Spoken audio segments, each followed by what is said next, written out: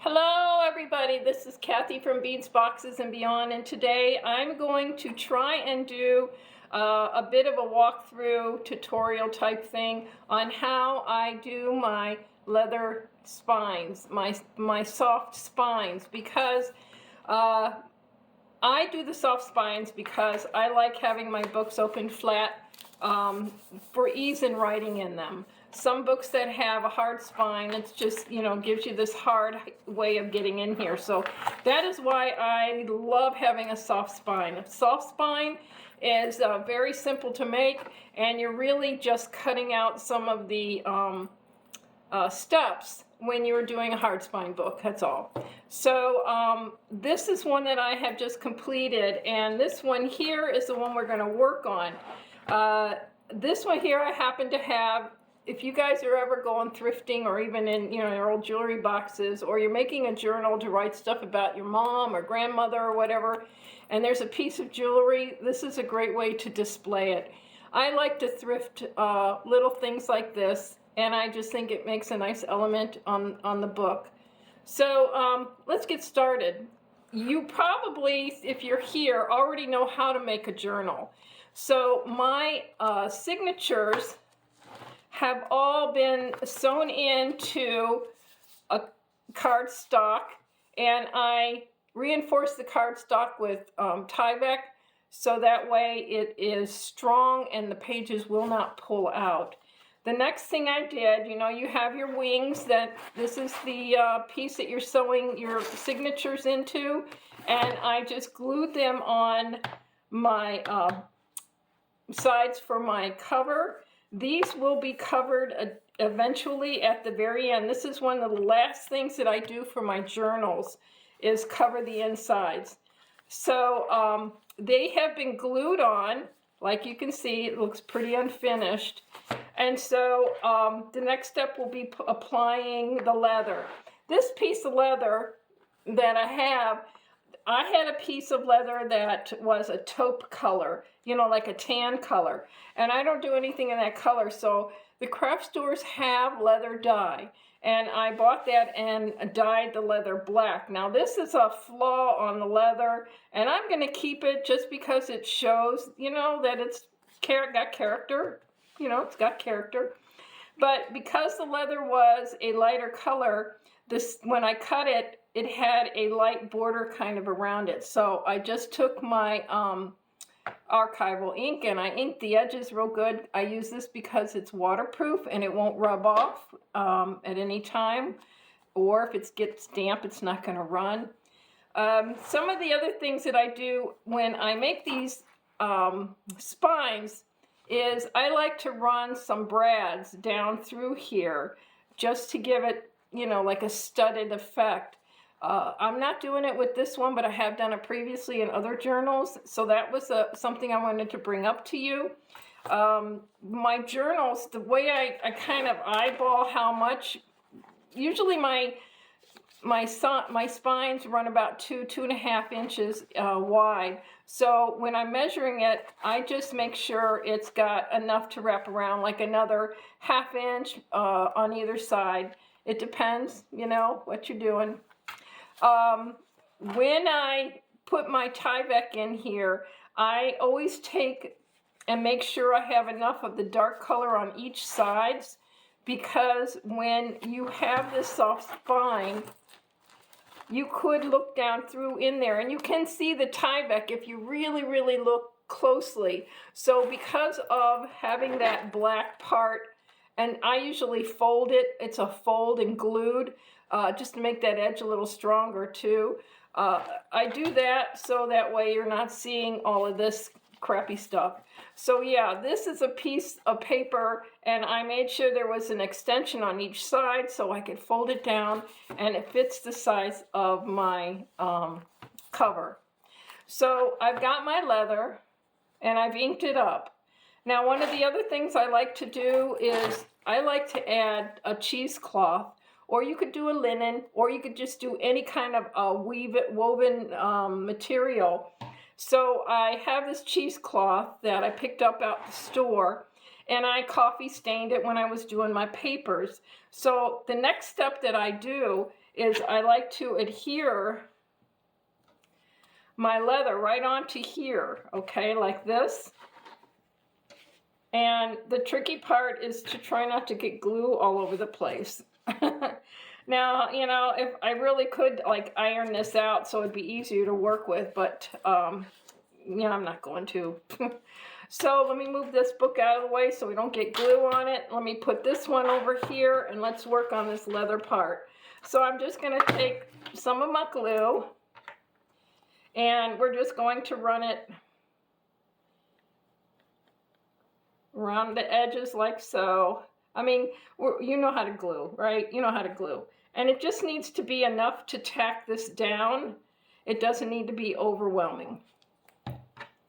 And next part is we're going to take this cheesecloth.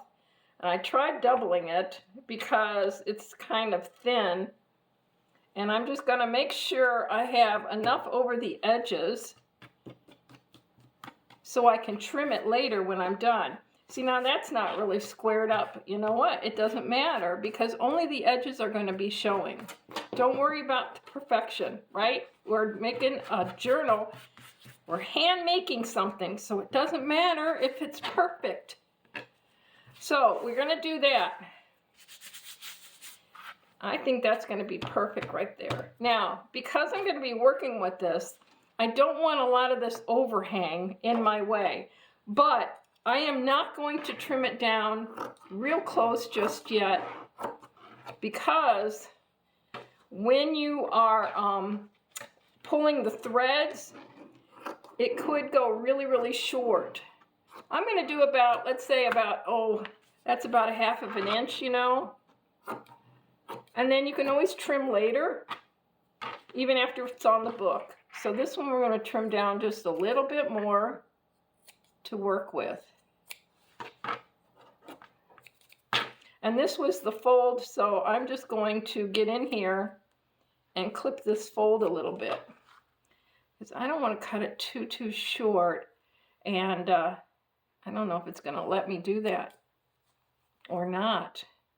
It's being finicky. You know what it is? I've got glue on my scissors. I was working late last night on stuff. So what I'm going to do, because of that, I am just going to trim that fold off, and that's going to solve that problem. Sorry, my throat. Oh my gosh, I feel like a frog this morning. All right, so we're not going to fray it just now. Excuse me. Sorry. So our next step is to apply it on here. Let me show you what the end result is I'm hoping is going to happen. Like I said, when I do these books, I like to have a nice decorative piece on the inside finished off on both the front and the back cover. So this is the last bit of a journal that I work on, is putting those end covers in. So what I'm going to do, I've got this, I'm going to put it here. I'm going to put this flaw piece on the bottom, kind of, because I don't want it to catch on my element. The element I have is another necklace that I picked up at the thrift store. It just has, let me see if I can get it to lay right, some beautiful coloring on it. I just fell in love with it, and the beads are flat, so it'll hang very nicely on the spine. So I am going to put this on here, and I'm going to attach leather corners and have this drape all the way around, okay? And when I did these, I just took the necklace and shortened it, and I put a brad. You can see that's a black brad. I don't know if that's going to focus or not. There's a black brad right there that's holding this chain. And I added a little piece with a dowel on it to kind of bring it all together. So this is what I've made, and then I have the, I cut some plain ones that I'm going to put on the bottom corners, and hopefully it'll really look nice. This one over here that I did are actually store-bought corners. They're metal, and I put the chain on with the brad right here, as you can see, the front and the back. Okay, so let's get back to this. Now, this is pretty good to touch now.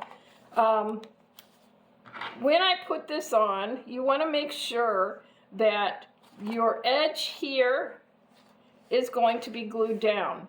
You want to make sure this edge gets glue.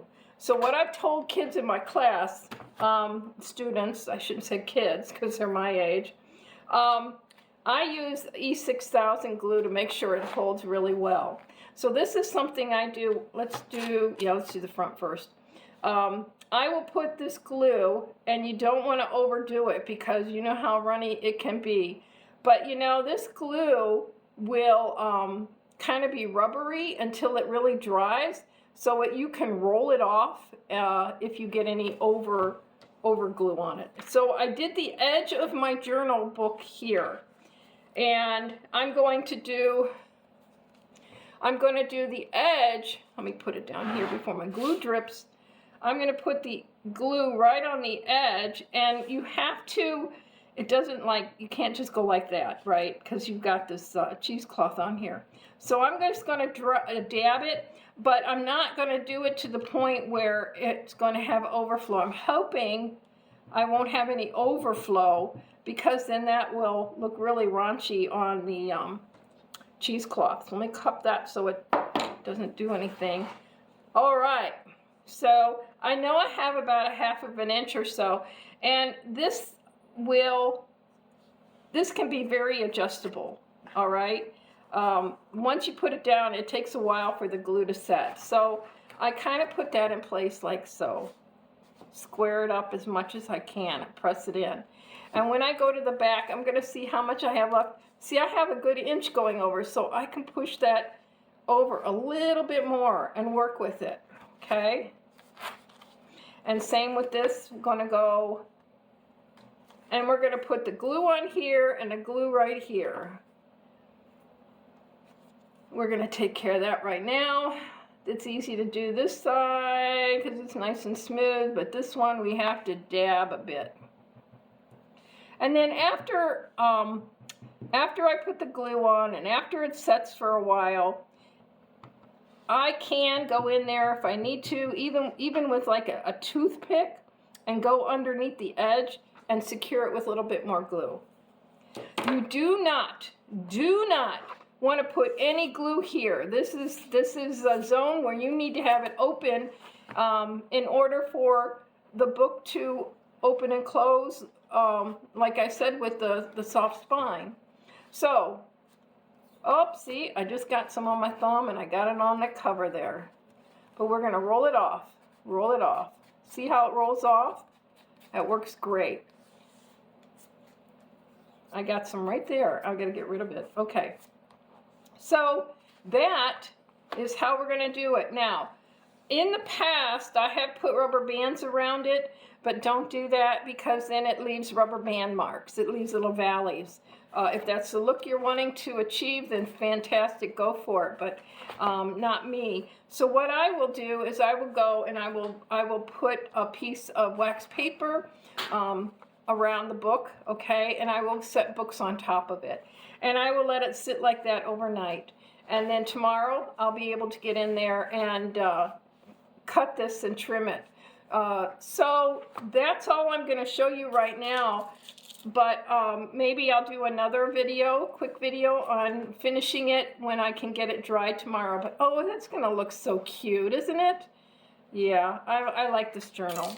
All right, folks, so that's going to be it right now. Tune in for part 2, and we'll go from there after this dries. Bye.